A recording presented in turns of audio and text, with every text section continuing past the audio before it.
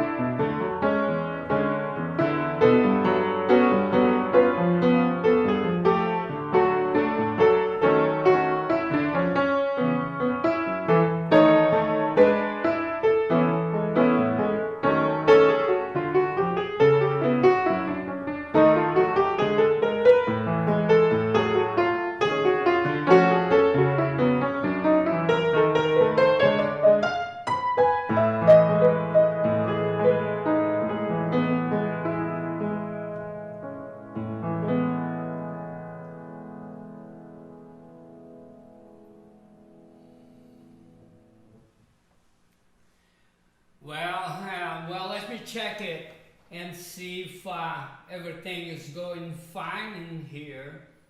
And well, we have to have some patience for us, for I can only talk to Lucas on the chat if he's hearing me. Can you hear me, Lucas? Where are you? Well, I think here it's working fine. I'd like to see. Are you there? Yes? Are you? Let me see. Opa!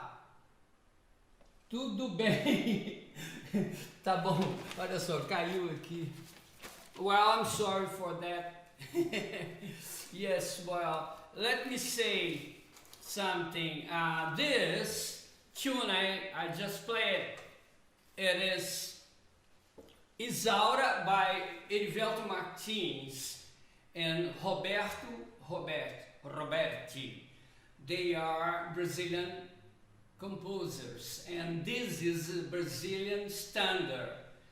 Yes, we do have standards the same way, exactly the same development, the same state of development as you have at the United States. See,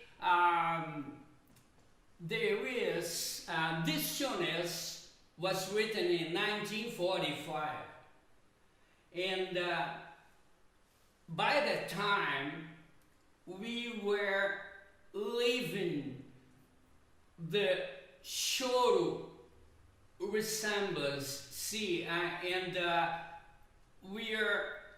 the samba had been brought to the stage by Ari Barroso.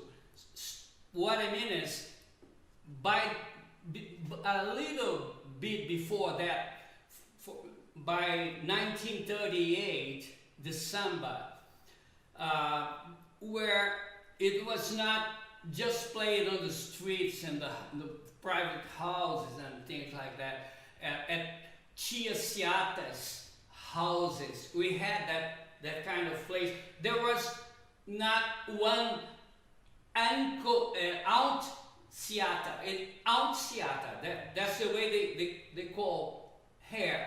She was one of them, but there were many, see, many houses where they promoted the samba. And the gafieira, the gafieira is a dance where you dance cheek to cheek, but you dance the samba. See, before it was sort of not well seen by the society, see, and well, it was sort the same way as the blues and even the jazz in the United States. Same thing. See, we were gone through the same basis as it happened there. We have the same thing here. There was a review, a magazine named Senor by 1960, and it was a brochure. It was a very, very solid treaty, see, and they wrote there, they put there text where we took trees where they compare the development of the samba in Brazil along with the development of the jazz in the United States. And see, we can see it all together. And also, Ari Barroso, he had a great influence. He was the first multimedia man in Brazil. He was everything, see. He was a composer, a pianist, and he was a speaker. He had a show, radio show, where he received singers in the beginning of their career, many great singers in Brazil appeared on his show, radio show. Many, including Elza Soares, who was very well known, one who was presented by him. But he was not an easy man to deal with. See, he was a sports speaker, a football speaker also, and he was his team was Flamengo, and you can't imagine what he did for when Flamengo was not going well or something. See, so he was a great human being, a wonderful person, but he wouldn't lose the joke. See, never, not even with himself. You can believe that. And we have many composers by that time. We can mention also Dorival Caymmi along with Ari Barroso, a great Brazilian composer, and many. I could be unfair if I miss one, but we are plenty of them. So this is one composition, and of course it's well known for it has been recorded by João Gilberto, and well, it has been shown worldwide. So I'm the next generation, and I'm still old. Okay, now what I'm gonna play now, I see. Okay, I'm gonna put my scores here for they do not start falling. I'm gonna play a tune of mine. Well, this was not happening before. See, they were not coming down. Okay, it's the vibration, I guess.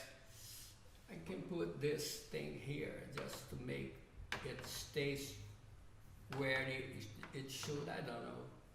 No, it's okay now. I hope. Okay. I must say that I do not consider myself a composer. I use the composition to exercise my music, and it has this didactical character, and that's what I do with it. But I do it since I was a kid. See, I won a first prize, a composition prize, when I was 16, playing with orchestra at a concert hall in Rio. So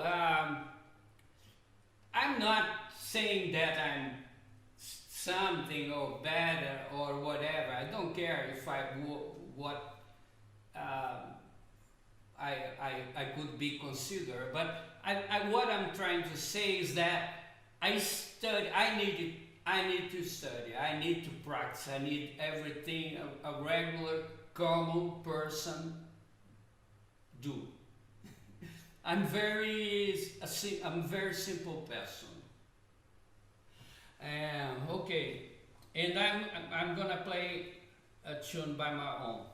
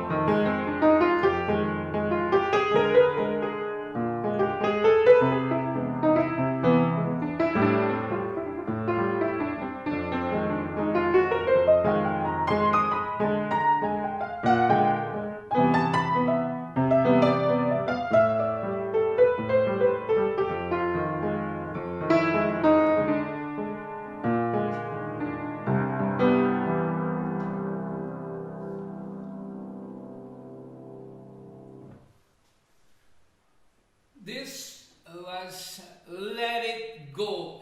Its name is in English. I had to I had to make some uh,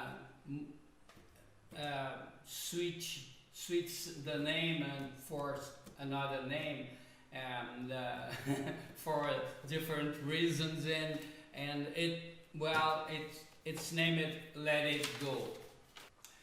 And all right. Well, today I'm sort of a bit more, let's say, more nervous than yesterday. Yesterday I was real calm. Today I'm sort of shaking. I'm sorry for that. But okay. Okay, I'm gonna play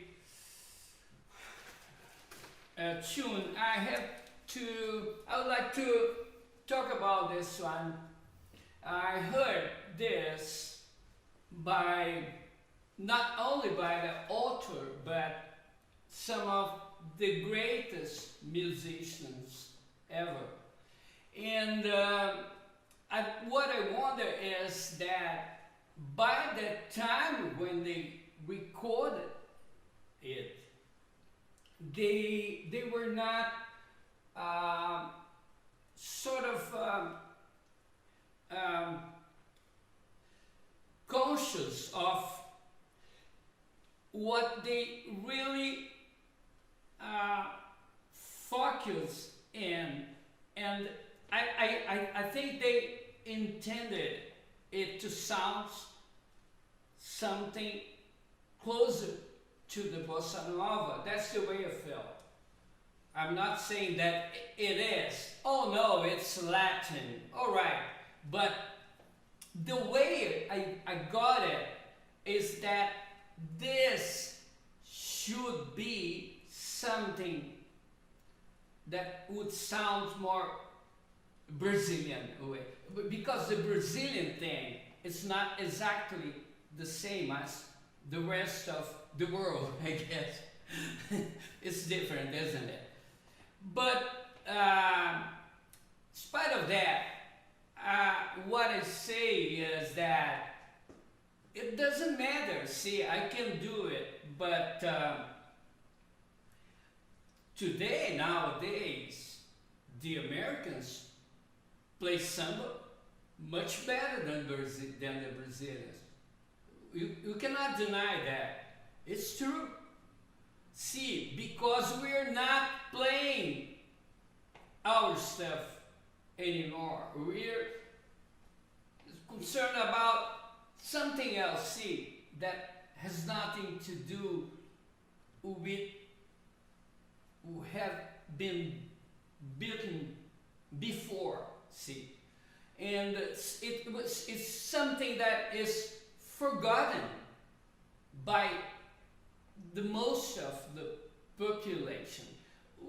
Just to mention something, if you go to a district here where I was born, in Leblon is 8 minutes from this place where I live. 8 minutes.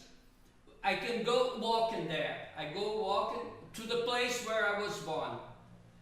A square, a nearby square. And they don't know anything about it. There is not a single place where they play the bossa nova. I was born inside the bossa nova. I was born in 1950. Yes, and the bossa nova, of course, it came longer. But by the 60s, I was there, I was 12 years old, and I got in touch with it. So I lived that thing. I had dinner with Elis Regina, for instance, let's say. Well, and many other things. I used to go to Marcos Valle's house in Leblon. And when I was 14 years old, I didn't know anything by that time, by the way. Well, I'm not saying that I know, but by the time I knew nothing, and I was a kid. And but I was sort of well, I confided with those people and listen to and hear them playing and things. So, but today you don't see it. See, there were Braule was plenty of pianos everywhere. There was not a single piano where you go in Leblon. Any house, there is a shopping center which has one closed piano. Oh, that's what I've seen. The place where I've been, I went there by something 15 years without being there. And when I went back, there was not a single place where I play unless, except one. There is one that's still there because they keep it. But well, the other ones, they were all gone. And well, they have different things, see, and they have places where you play in other neighborhoods, and but not there, see, and see, that makes the difference, I guess. I'm gonna play it.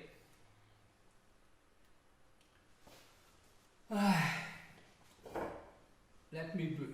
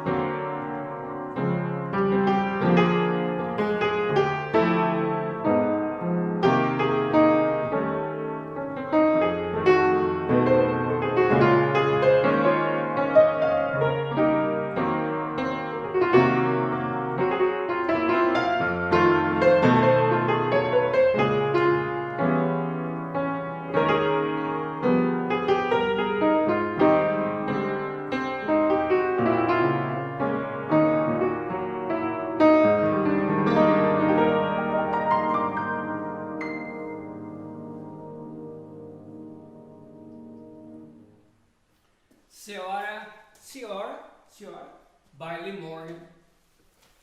Well, it's a wonderful tune, isn't it? It's beautiful. Well, and all right, let's see what time is it. How long is it going?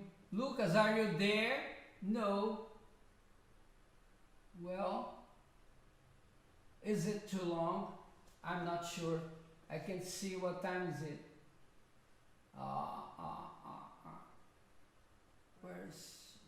There's no way of seeing how the watch is going here. Okay, I'm gonna play one more tune though. Alright, I'm gonna play one by my own, and we are going to record again these tunes of mine. What the plan is that they will be recorded.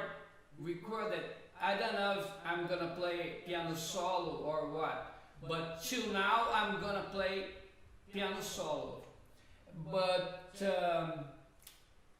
those tunes, they are in my first album, Art of Loving, but I'm not going to release it again. I prefer to spread out the tunes that it's in there, that first one album, and then I can shift it to and to put for my next works. And it's better to do that, I guess, than just, continue to manage that first album that brought me here also. But well, I know that I own it a lot for being here tonight with you. But I think it's better not to consider that stuff there again. And there are too many arrangements and things like that, see, on the first album. But now I'm gonna do it differently. So we are doing, we are playing, well, close to what it's gonna be, see. I can play better when I get more comfortable. But, well, I don't know what happened tonight, but yesterday was real fine. Okay.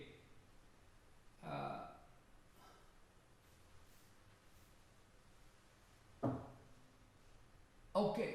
Hello. Oh yeah. Are you there? All right. Well, what time is it? Could you tell me? Could you? Please. Lucas. What time is it now, please? Well, he's not there. Well.